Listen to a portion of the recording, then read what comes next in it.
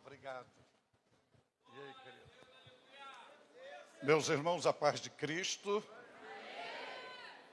Minha gratidão ao bom Deus por sua generosidade, pela dádiva que concede-me, uma oportunidade riquíssima de estar participando desta celebração ao Senhor em forma de vigília e agradecê-lo por sua benevolência, concedendo-me a dádiva de poder servi-lo e cooperar com e a sua misericórdia dura para sempre. Oxalá, se não fora o Senhor em nosso favor, nós já estaríamos totalmente destruídos ou consumidos pelos nossos inimigos. Porém, se estamos em pé, é porque as santas e potentes mãos do Senhor têm nos sustentado diariamente. Deus seja louvado por tudo.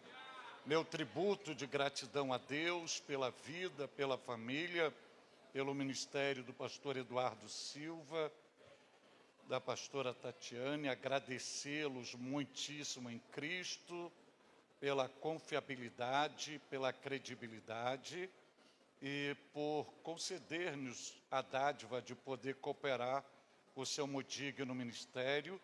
Que a bênção do Senhor vos seja multiplicada. Deus seja louvado, concedendo a vós saúde e longevidade até Cristo voltar. Registrar a presença do pastor Luciano, do diácono Rafael, lá de Interlagos, faz um trabalho brilhante naquela localidade, hoje está conosco aqui. Também está aqui o pastor Anderson, lá de Osasco, que é bom vê-lo. A Michele, muito bom vê-la ministrando. Eu não vou falar nada que os senhores já não saibam, eu vou apenas trazer à vossa memória algumas lições que a Bíblia nos dá para a superação dos embates da vida, quando nos deparamos com as barreiras da impossibilidade. Então, abra sua Bíblia, por favor, agora. Abra sua Bíblia no livro dos Salmos. Abra sua Bíblia, livro dos Salmos, de número 46. 46. 46. O irmão estava lá no Brás, né? Então, provavelmente, o irmão deve estar pensando que eu vou falar Salmo 46, versículo 1. Né? Mas hoje será o 9. Hoje é o 9. Hoje não é o primeiro, é o 9. Salmo 46, versículo de número 9. Se você o achou, diga graças a Deus. Diz a Bíblia, palavra do Senhor. Ele faz cessar as guerras até o fim da terra, quebra o arco e corta a lança, queima os carros no fogo. Amém? Olhe para a parte A desse versículo, veja se está escrito exatamente assim na sua Bíblia. Ele faz cessar as guerras. Está escrito isso na sua Bíblia? Então você pode recitar a parte A do versículo, diga comigo, por favor. Ele faz cessar as guerras. Para despertar o sono mais uma vez. Ele faz cessar as guerras. Em um ato profético, a última vez. Ele faz cessar as guerras. Vou pedir duas generosidades aos irmãos. A primeira delas, por bondade, assentai-vos.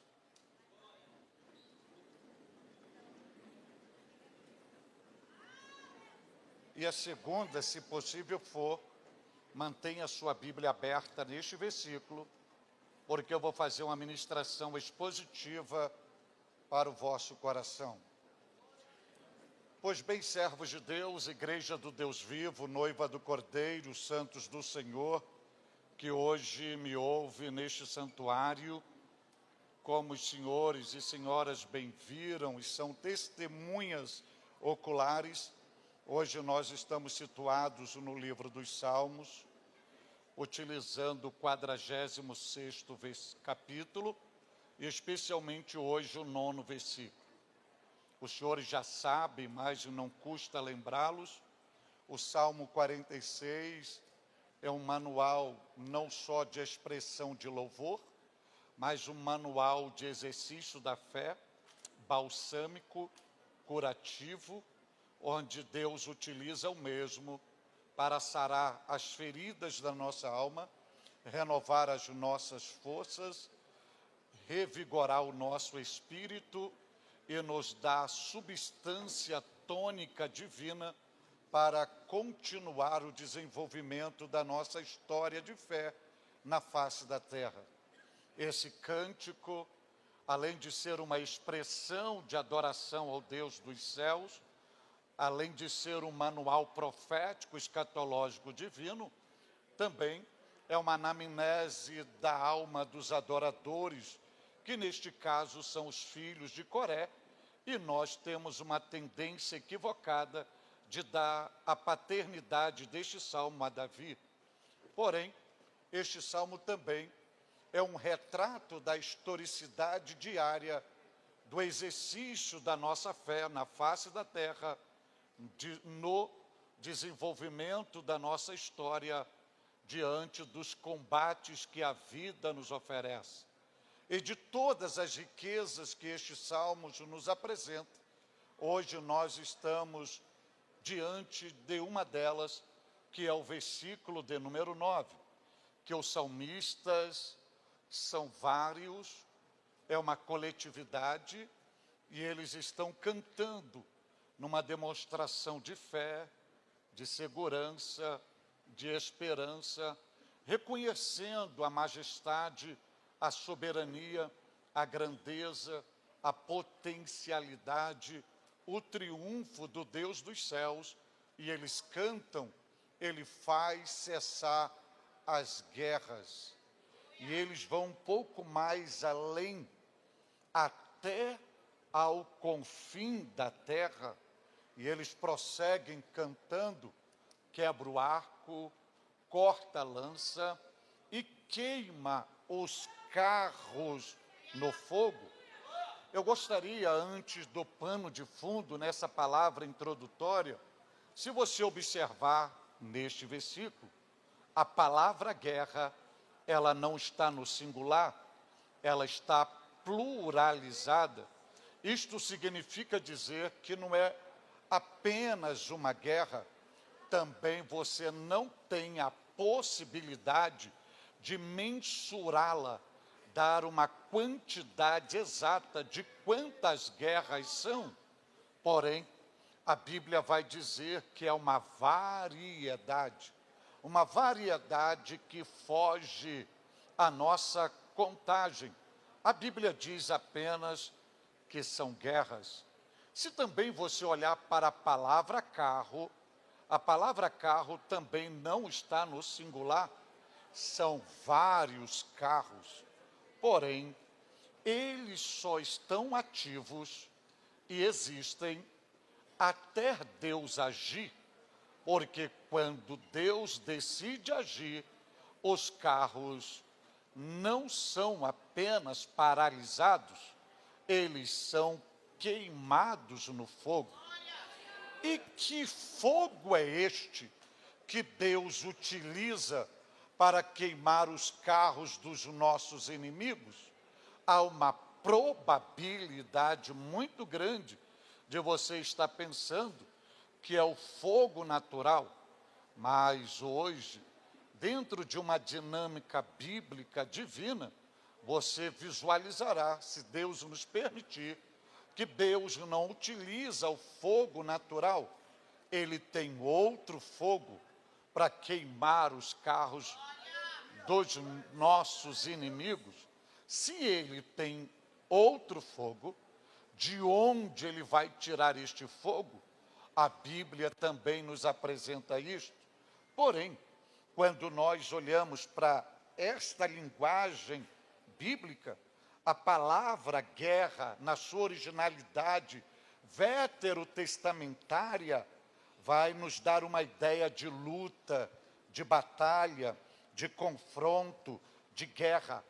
Porém, tem um detalhe: na originalidade, na raiz, onde vai surgir a ideia da originalidade da palavra guerra, a raiz dela, guarde bem isso, expressa uma ideia significativa de alimentar-se de, consumir, devorar, comer, dominar. Então é muito mais do que um conflito, é uma ação que visa, que tem a objetividade de alimentar-se de cada um de nós, devorar cada um de nós, consumir cada um de nós e nos dominar por completo. Só que chega o salmista, ele vai dizer que estas guerras que são montadas, que visam se alimentar de cada um de nós, nos consumir, nos devorar, nos destruir e nos dominar, diz que Deus faz cessar as guerras. Outro detalhe muito importante na raiz original veterotestamentária da palavra guerra. Esta raiz vai expressar uma ideia de alimento, de pão para um animal. Isto significa dizer, na literalidade do texto, principalmente no povo de Deus, veterotestamentário na sua cultura, as guerras eram estabelecidas para disputa de terra, porque na disputa de terra estava o modelo de prosperidade do plantio do trigo, e se apossando daquele povo e dominando a sua terra, havia possibilidade maior de uma plantação maior, de uma colheita maior, e ali estava a medição de posse, de disputa de poder. E a ideia, a guerra, na Bíblia, neste salmo, expressa exatamente isto: um levante do inimigo, enxergando em nós seu alimento, e ele se alimenta de cada um de nós. Quando o salmista canta, ele faz cessar a guerra, não é simplesmente um estabelecimento de paz, mas é uma definição que o inimigo, toda proposta, toda ação orquestrada para se alimentar de cada um de nós, ele não obterá êxito, porque nós não fomos gerados por Deus para ser alimentos do nosso adversário. Então Deus entra em ação e cessa a guerra. Porém, Deus não cessa a guerra apenas onde ela está estabelecida. A Bíblia diz que ele vai até os confins da terra, onde tem uma fagulha de guerra contra nós, ele vai aos confins da terra. Porém, ele não vai somente aos confins da terra e cessa a guerra. Toda ferramenta, todo instrumento, todo maquinário, e aqui a Bíblia vai dar pelo menos 3, os arcos, as lanças e os carros. Deus não só cessa a guerra, ele vai nos armamentos que os inimigos utilizaram contra nós. Um ele corta, outro ele quebra, e o outros ele queima por total. E Deus lhe trouxe hoje aqui, simplesmente para você expressar um hino de gratidão a Deus, dizendo: ele faz cessar as guerras. Ele faz cessar as guerras. Quando você olha para a Bíblia Sagrada, É possível, como eu vos disse, visualizar que as guerras estão pluralizadas. Isto significa dizer que dentro do panorâmica bíblico, a Bíblia vai nos apresentar pelo menos 2 tipos de guerras. O primeiro tipo de guerra, você pode chamá-la de guerra exterior. O segundo tipo de guerra, você pode chamá-la de guerra interior. A guerra exterior são representadas no nosso mundo externo, no ambiente sociológico onde estamos inseridos, e essas guerras são caracterizadas pelo desemprego, pelos conflitos familiares, pelo diagnóstico médico indesejável, por uma problemática que surge na historicidade da vida, por causa de um problema econômico, por causa de uma ameaça, algo que não é favorável, uma adversidade, um distúrbio, uma notícia negativa que recebemos. Porém, as guerras interiores, elas são evidenciadas no nosso homem interior, que a Bíblia vai chamar de alma e espírito, da imagem e semelhança de Deus, lá onde está toda a sede da nossa personalidade, e ali as guerras interiores são evidenciadas pelas angústias, pelas agonias, pelas tristezas profundas, pelas aflições, pelo abatimento, pela perturbação na alma, ansiedade. Tudo isto vai nos consumindo como um ácido, vai destruindo toda a estrutura de ferro. Muito desespero aflora, onde muitos perdem o domínio próprio e alimentam sentimentos suicida, e alguns optam até mesmo por este caminho. É neste contexto que Deus vai nos revelar por meio desse cântico, onde os adoradores cantam que não tem guerra que não possa ser cessada, que não tem luta que não possa ser findada, que não tem algo que Deus possa intervir para que nos leve a um novo estilo de vida.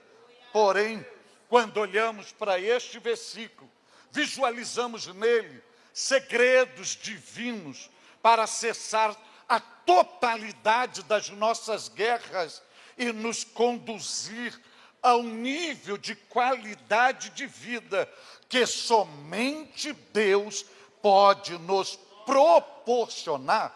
E eu quero que agora olhar para esse texto e começar a extrair algumas lições para fazer uma aplicabilidade para a sua vida. Veja como começa esse cântico no versículo 9. Ele começa com um pronome na terceira pessoa do singular. Os salmistas cantam ele. Veja que o pronome não é na primeira pessoa do singular. Eu faço cessar as guerras. Você vai ver que o pronome não aponta para a pessoa terrena, vai apontar para outra pessoa. Não é uma dimensão de linguagem horizontal, mas é uma expressão de linguagem vertical. Não é olhando para quem está na nossa frente ou ao nosso lado, é olhando para quem está acima de nós. Portanto, a linguagem ela tem toda uma dimensão vertical, onde o salmista aponta, é ele e não eu, é ele e não eu. E veja também que isso parece simples, mas isto é muito importante. Quando o salmista diz, é ele e não eu, é ele e não nós, o que eles estão expressando aqui? Eles estão ensinando a cada um de nós, faça da pessoa de Deus a referência prioritária da sua vida. Quando eles se deslocam de um ambiente social terreno e adentram uma dimensão celestial, divina, eles estão estabelecendo e reconhecendo e ao mesmo tempo fazendo que Deus é a referência principal da vida deles. Em outras palavras, eles estão dizendo, não tem nada a ver conosco, tudo é Ele. Não é mérito nosso, é dele. Não é a nossa força, é a dele. Não é a nossa ação, é dele. Não é o nosso trabalho, é ele que trabalha. Não é a nossa glória, é ele. Então ele está ensinando, faça de Deus o referencial prioritário da sua vida. E você deve estar me perguntando, o que significa isto no meu dia a dia, para eu fazer de Deus o referencial prioritário da nossa vida? Eu vou lhe dar alguns modelos bíblicos. No processo da criação, Deus decide criar o oxigênio. E quando Deus decide criar o oxigênio, Ele não estava pensando no conselho do Deus Trino, como a própria pessoa de Deus Pai, a pessoa do Deus Filho e a pessoa do Deus Espírito Santo. Quando Deus decide criar o oxigênio, Ele não estava pensando nos anjos, nos serafins, nos querubins, nos arcanjos, porque nem o conselho do Deus Trino e nem o reino angelical depende de oxigênio para se manterem vivos. Então, quando Deus criou o oxigênio, Ele estava pensando em mim, Ele estava pensando em você. Só que a gente não valoriza isto, porque nós fazemos isso de forma automática, que é o movimento da inspiração e da expiração. Só que a população mundial só foi dar valor a isto na pandemia, porque quando milionários, banqueiros riquíssimos, pessoas que tinham riquezas para comprar o que bem entendiam, morreram, necessitando daquilo que não se compra por dinheiro, que é o oxigênio. E você está aqui hoje sem perceber isto, sem valorizar isto, e no movimento da inspiração e da expiração, você está inalando o oxigênio. Isto não tem nada a ver contigo, é Ele, é Ele, é Ele. Porém, tem outro detalhe, no desenvolvimento da nossa vida, nós temos habilidade de usar o pronome, ou na primeira pessoa, ou no pronome possessivo, ou eu, ou meu. E, por exemplo, para você entender que não tem nada a ver contigo, é quando você vai fazer a sua primeira refeição, aí você tem habilidade, de forma automática, dizer, o meu pão, o meu café, a minha fruta. Mas se você analisar isso biblicamente, o pão não é teu, o café não é teu. Aí você vai dizer, é meu porque eu comprei. Mesmo você comprando, você não é teu, porque o pão está ali. Aí você vai dizer, foi um padeiro que fez. Sim, mas para ele fazer, ele dependeu de uma matéria-prima. E essa matéria-prima não é o padeiro que gera, não é o homem que gera, que é o grão do trigo. Ah, mas o grão do trigo estava na mão do agricultor. A funcionalidade do agricultor é só semear. Ele não tem poder de dar vida ao grão. No núcleo do grão está o milagre da vida. E quem dá o milagre da vida aquele grão para gerar o trigo, e do trigo se tornar matéria-prima, para o pão chegar à tua mesa, não é o homem, não é teu dinheiro, é Ele.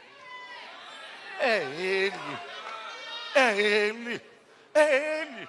Outro detalhe, me permita usar essa linguagem, você amanhece o dia e você vai fazer a sua necessidade fisiológica.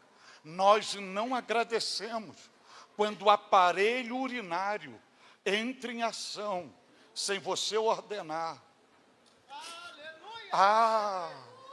E você acha que isso é comum, você acha que isso é natural. Quem criou o aparelho urinário? Quem faz toda a toxina sair do seu organismo via os canais urinários? Não é você, porque se fosse você, muitos estão desejando, mas não tem, e você faz isso. Quem é o grande responsável? É Ele. Faça de Deus o referencial prioritário da sua vida. Entenda que você está de pé. Não é as tuas forças, é Ele. Entenda que tudo que acontece contigo é mérito dEle, é louvor dEle, é a glória dEle, é a honra dEle, é o mover dEle, é a graça dEle. E eu repito, não tem nada a ver contigo, é Ele, é Ele.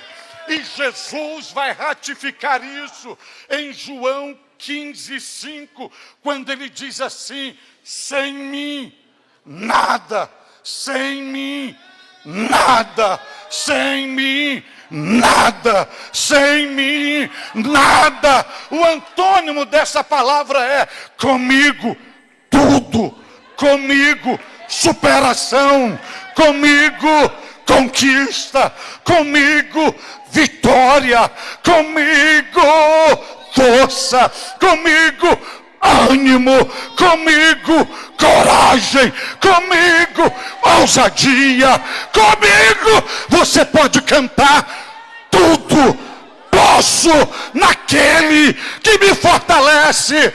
Ele, Ele, Ele.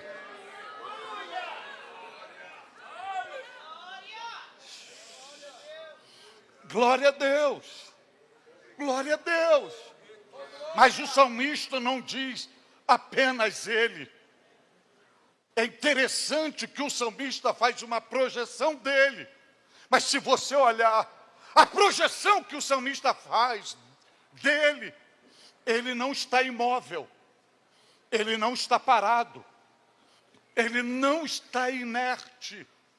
Ele diz que o salmista, diz assim, ele faz, e preste atenção na conjugação verbal, não diz assim, ele fez, não diz assim, ele fará, mas diz, ele faz. Isso significa que é uma ação contínua. Ele está sempre fazendo. Ele não fará, ele está sempre fazendo. Porque ele não conhece passado. Ele não conhece futuro. Passado, presente e futuro são períodos de tempo que rege a cronologia humana. Ele é um eterno presente. Ele nunca fez. Ele sempre faz. Ele nunca fará. Ele sempre faz. E quando ele diz aqui, ó, ele faz. Ele faz. E guarde bem isso. Isso vem do verbo fazer. Deus não é repetitivo. Deus não é monótono. Tudo que Deus faz é inédito, é novidade. Ele está sempre fazendo aquilo que os teus olhos nunca viram, que os teus ouvidos nunca ouviram e que nunca chegou no seu coração. E esse verbo fazer, expressa uma ideia significativa, extraordinária. É o salmista nos ensinando que acredite que, independente das circunstâncias, Deus sempre está trabalhando em teu favor. Então veja que diz, Ele faz. É o salmista infundindo por obra e graça e operacional do Espírito Santo no nosso coração. Acredite que, independente de qualquer circunstância, Ele, o teu Deus, está sempre trabalhando em teu favor. E eu quero que você entenda exatamente agora o que Deus está fazendo no céu. Aí você vai me responder, Ele está assentado à destra do Pai. Sim, isto é uma verdade, mas Ele não está imobilizado. Ele está à destra do Pai, mas Ele não está parado. Enquanto você está aqui adorando, exatamente agora, Ele está trabalhando em teu favor.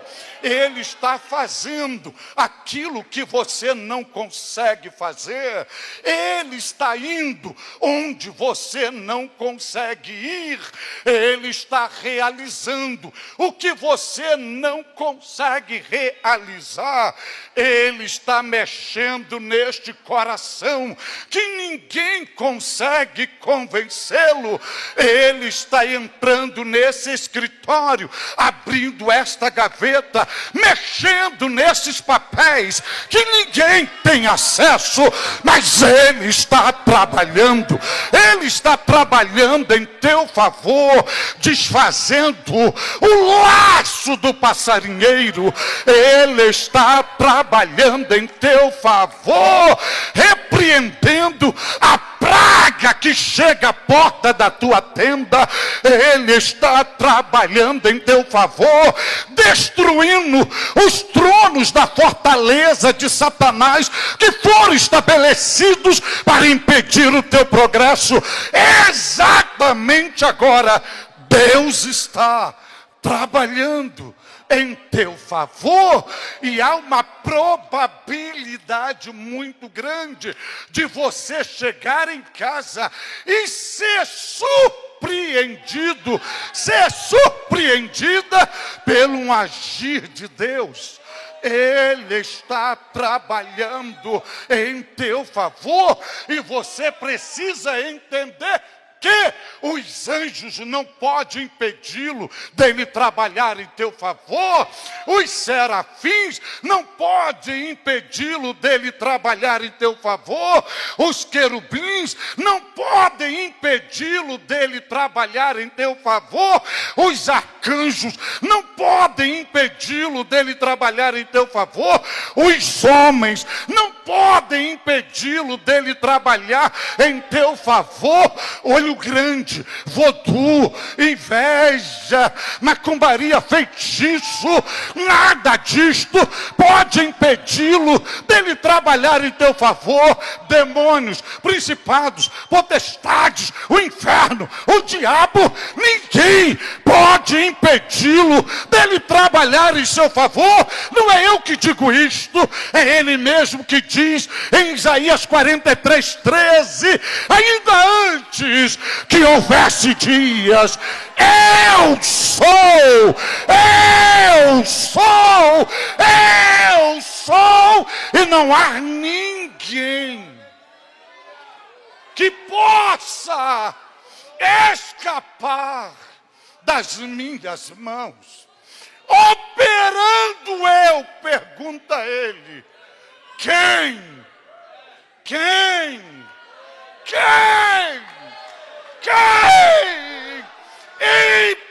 impedirá? Ninguém. Ele faz. Ele faz. Ele faz.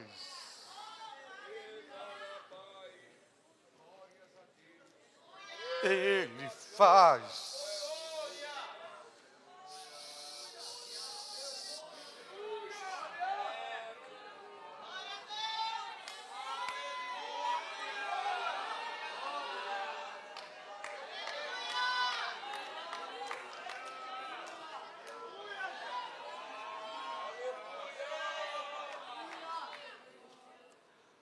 Agora olhe para esse versículo e veja quantos verbos aparecem conectados com o divino.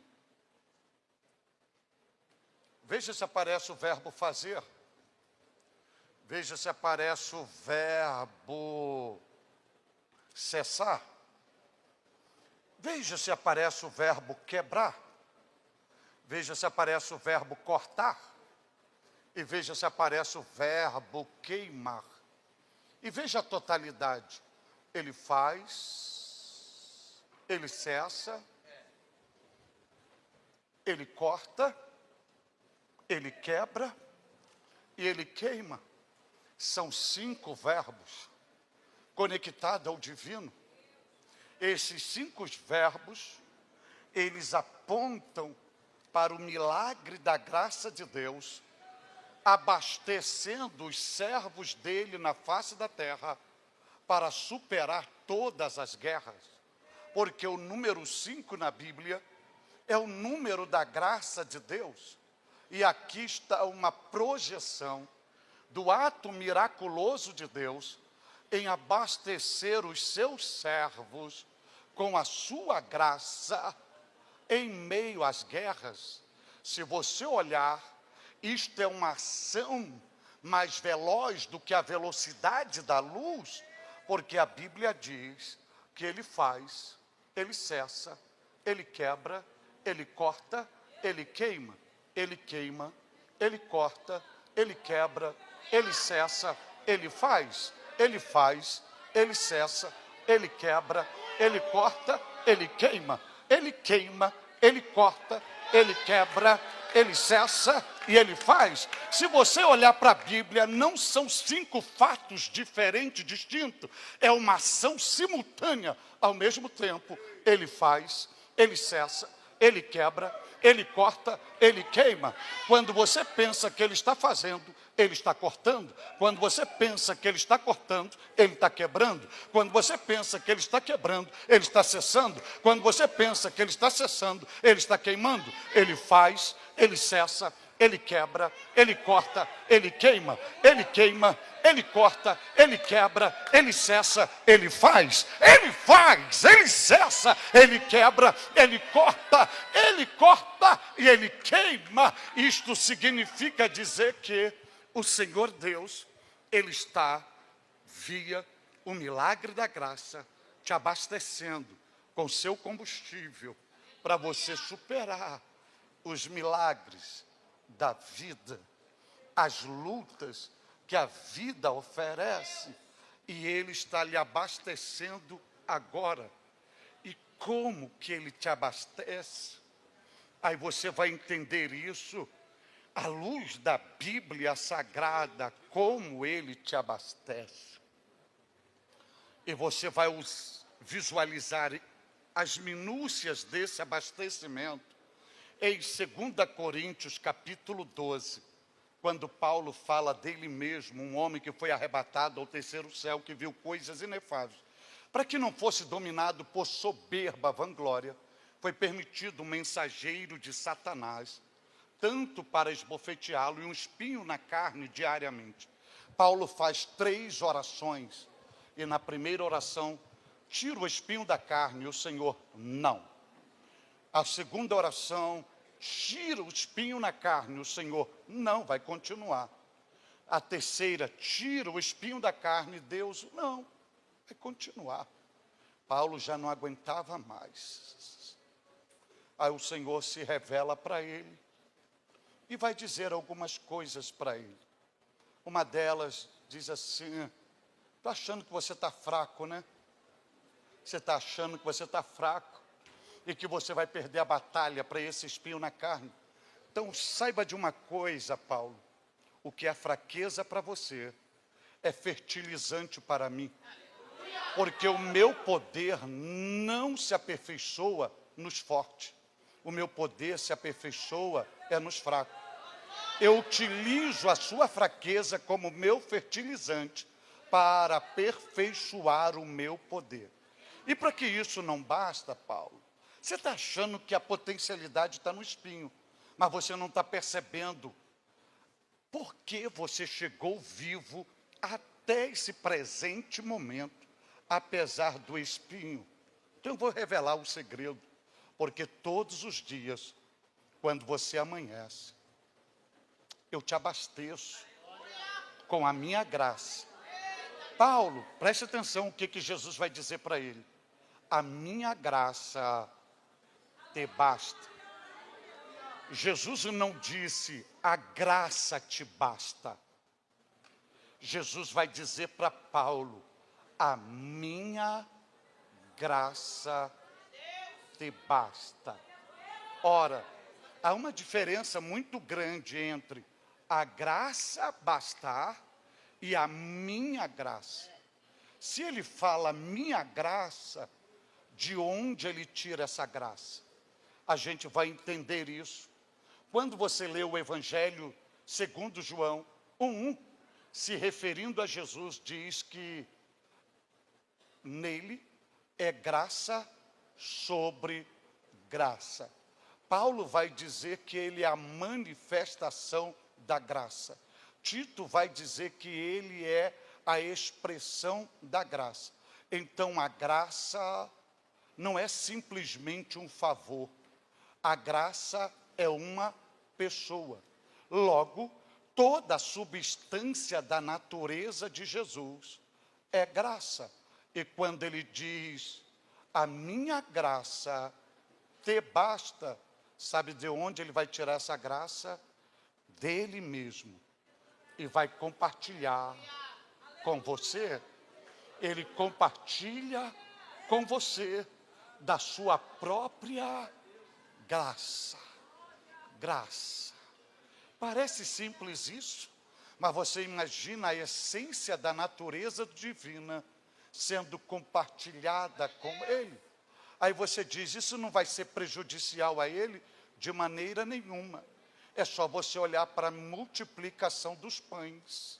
Ele compartilha o pedaço dos pães e o pão continua no mesmo pedaço, no mesmo tamanho. Então ele está tirando da sua graça e compartilhando com você. Só que tem um detalhe muito interessante, porque a palavra, o verbo bastar, que Jesus utiliza para Paulo, vai gerar o verbo abastecer, e a palavra abastecimento, e eu vou usar um modelo muito popular para você entender. Você pode ter uma Ferrari de milhões na sua garagem, e você pode ter um Fusca 66, porém, se a Ferrari estiver de tanque vazio, seco, e o Fusquinha de 66 tiver combustível, o que vai se mover do lugar é o Fusquinha 66, porque no reino de Deus não é por aparência, não é por valor monetário, é pelo conteúdo que carrega. O que te move é a graça, o que te projeta é a graça, o que te dá valor é a graça, o que te enriquece é a graça, o que faz você ser distinto dos demais é a graça. Os homens olham por fora e dizem, a Ferrari vale tanto, o Fusquinha não vale nada em relação à Ferrari, mas quem te leva, quem te move, quem te conduz é o combustível, porque o segredo nunca está na aparência, e o segredo está no conteúdo que carrega. Outro detalhe, mesmo que os dois tanques estejam vazios, o posto de gasolina, o frentista, não sai da onde estão para abastecer o seu automóvel. É você que tem que levar lá. Jesus conosco não é assim, porque Ele conhece a nossa estrutura, Ele sabe os nossos limites, e tem momento que a gente não aguenta nem sair da cama. A dor é cruel, o peso da cruz é tremendo, a sensação é de desistência. A ele, ao amanhecer do dia, na cabeceira da cama, quem está lá para lhe dizer, filho, filha, eu te conheço, eu sei o nível da tua força. Eu sei que se depender de você, você não sai deste lugar. Mas eu vim aqui hoje para te abastecer. com a minha graça.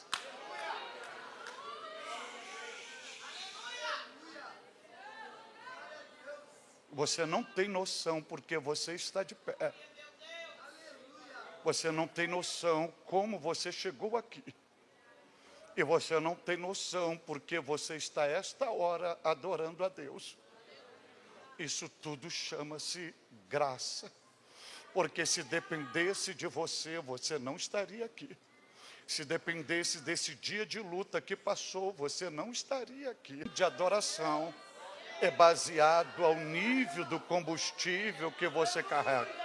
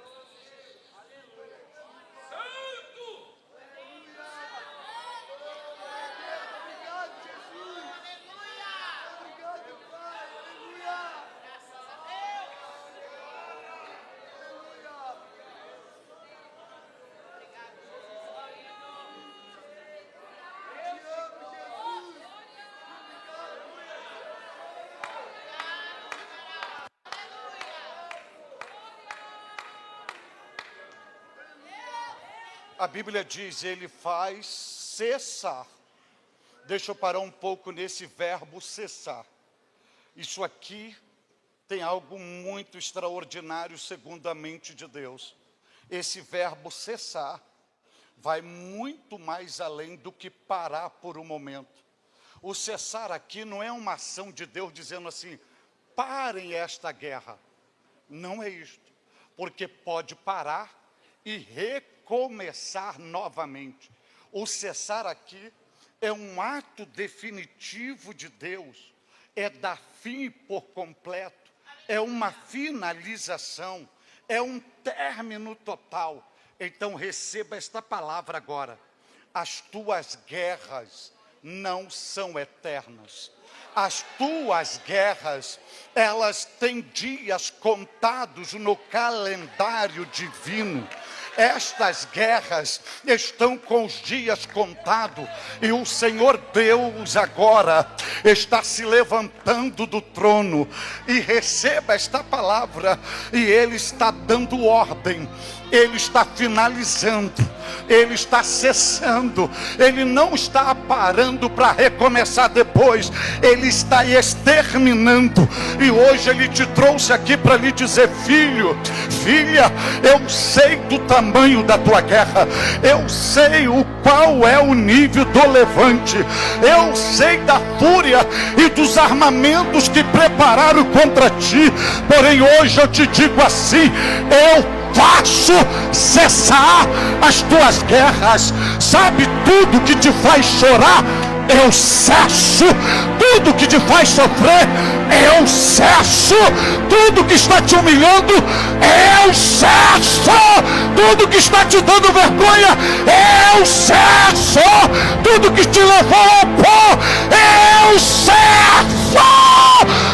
Hoje receba esta palavra.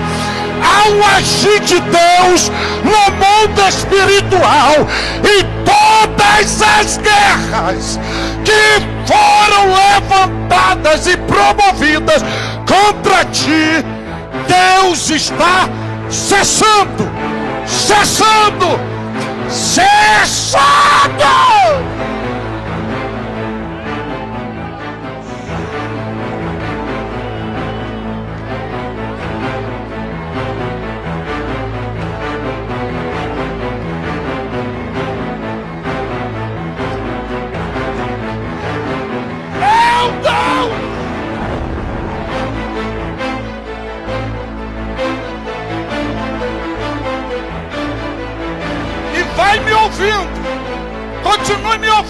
já que vocês estão de pé, continue me ouvindo e pode continuar tocando, porque eu disse que uma das raízes da palavra guerra é sinônimo de alimento, de pão, de consumir, de devorar, de comer. Sabe o que Deus está dizendo? O Senhor Deus, ao cessar as guerras, Ele está dizendo no mundo espiritual e dizendo para você: eu, o teu Deus, irei fazer o teu inimigo parar de te consumir, de te devorar e de se alimentar de você. Receba esta palavra: Satanás não vai tirar mais o teu sono. Satanás não vai tirar mais a tua paz. Satanás não vai roubar mais a tua alegria, porque Deus está dizendo hoje: você não vai mais se alimentar dele, você não vai se alimentar dela, porque hoje eu faço cessar as guerras. Assim como Satanás é apresentado como lobo devorador, Deus está fechando a boca do lobo hoje. Receba esta palavra: Deus está fechando a boca do lobo hoje. Nada vai devorar a sua família, seus filhos, sua finança, seu casamento, seu trabalho, sua empresa. Ele vai cessar as guerras.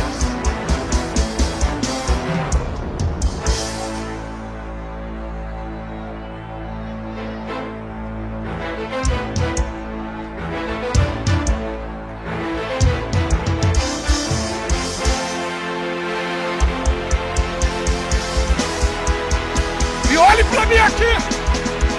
Ele vai cessar as guerras. E a Bíblia vai dizer até onde? Sabe até onde?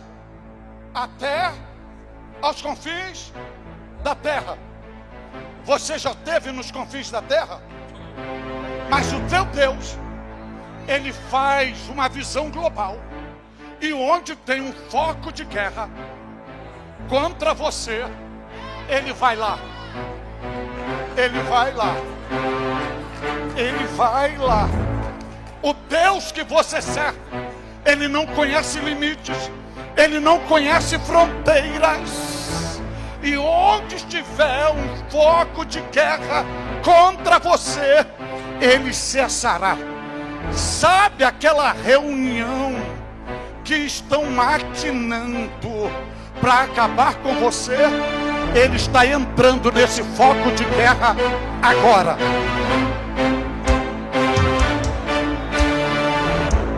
Sabe aquele grupinho que deseja a tua morte, a tua falência, a tua desgraça? Ele está entrando agora neste foco de guerra. Sabe aquele beco que estão planejando o teu velório? Ele está entrando agora neste foco de guerra. Sabe aquela pessoa que está planejando para te arrancar desta empresa? Ele está entrando nesse foco de guerra agora. Sabe aquela e aquele que está trabalhando para destruir o teu casamento, a tua família? Ele está entrando nesse foco de guerra. Sabe aqueles que se dizem seu irmão da fé, que faz parte do seu ministério, mas que torce para a tua queda, que quer o teu lugar, que está torcendo pela sua desgraça, para você não ter êxito no ministério, fazendo de tudo para te derrubar? Ele está entrando nesse foco de guerra agora. Ele está entrando nesse foco de guerra agora. Ele vai cessar as guerras. Existe foco de guerra que você não sabe, que você não sabe, que você não sabe, que pessoas te dão a paz do Senhor, mas estão desejando a tua derrota. Pessoas que ceiam com você, mas estão te enfiando o punhal pelas costas. Pessoas que dizem que estão contigo, mas já estão encomendando a tua sepultura, e você não sabe. Mas o Deus que você serve, o Deus que você serve, Ele sabe. Ele está entrando nesse foco agora. meu Deus.